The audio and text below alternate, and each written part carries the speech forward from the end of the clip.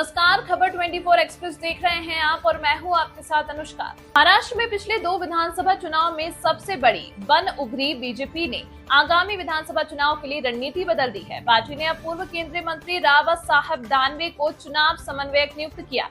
BJP के यह फैसला प्रदेश कोर कमेटी की 30 अगस्त को मुंबई में हुई बैठक के बाद लिया। बीजेपी के इस फैसले को राज्य में विधानसभा चुनाव सामूहिक लीडरशिप में लड़ने के तौर पर देखा जा रहा है। पिछले महीने ही संघ की तरफ से बीजेपी से समन्वय के लिए नियुक्त किए अतुल लिमय ने कलेक्टिव लीडरशिप का फॉर्मूला सुझावा था। अब बीजेपी उसी पर बढ़ती हुई दिख रही है। राज्य में 2014 से 2024 लोकसभा चुनाव तक देवेंद्र फडणवीस ही पार्टी के मुख्य चेहरा थे। लोकसभा चुनाव में बीजेपी के कमजोर प्रदर्शन के बाद फडणवीस को धक्का लगा है। पूर्व केंद्रीय मंत्री राव साहेब दानवे की नियुक्ति बीजेपी द्वारा आगामी महाराष्ट्र विधानसभा चुनाव सामूहिक नेतृत्व लड़ने की ओर कदम है।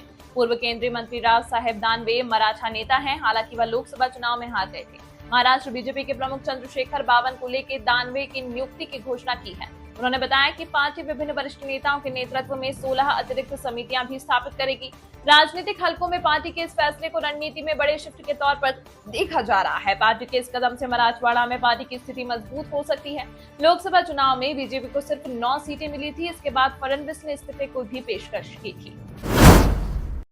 महाराष्ट्र में देवेंद्र फडणवीस भले ही पार्टी के सबसे बड़े चेहरे हैं, लेकिन पार्टी ने हाल ही में दानवे की नियुक्ति से पहले कजा मुंडे, आशीष शेलार, अशोक चौहान और राम शिंदे जैसे नेताओं का कद बढ़ाया है। उन्हें विधानसभा चुनाव लड़ने को लेकर हो रही बैठकों में प्रमुखता मिली है।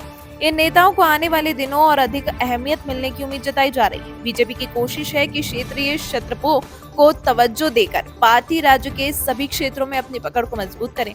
पार्टी ने पिछले चुनाव में 105 और 2014 में 122 सीटें जीती थी। ऐसे में पार्टी के सामने खुद को 3 अंकों में बनाए रखने की बड़ी चुनौती है। मुंबई के नरीमन पॉइंट पर स्थित बीजेपी ऑफिस में हुई 30 अगस्त की बैठक काफी अहम मानी जा रही है। इस बैठक में केंद्रीय मंत्री और महाराष्ट्र के प्रभारी भूपेंद्र यादव के साथ सह प्रभारी अश्विनी वैष्णव मौजूद रहे थे। बैठक में देवेंद्र फडणवीस, प्रदेश प्रमुख चंद्रशेखर बावनकुले और अशोक चौहान की मौजूदगी रही थी। इसी बैठक के बाद राव साहेब दानवे को आगे किया गया। हालांकि पार्टी ने एकनाथ खड़से जैसे दिग्गजों की वापसी को लेकर कोई संकेत नहीं दिया है। महाराष्ट्र बीजेपी चीफ बावनकुले के अनुसार अग्नि कोर कमेटी की बैठक 13 सितंबर को होगी, जिसमें पार्टी की चुनावी रणनीति पर विस्तृत चर्चा होने की संभावना है। यह खबर आपको कैसी लगी, हमें कमेंट करके अपनी राय जरूर दें। साथ ही इसी तरह की खबरों को देखने के लिए हमारे चैनल खबर 24 एक्सप्रेस को अभी सब्सक्राइब करें। धन्यवाद।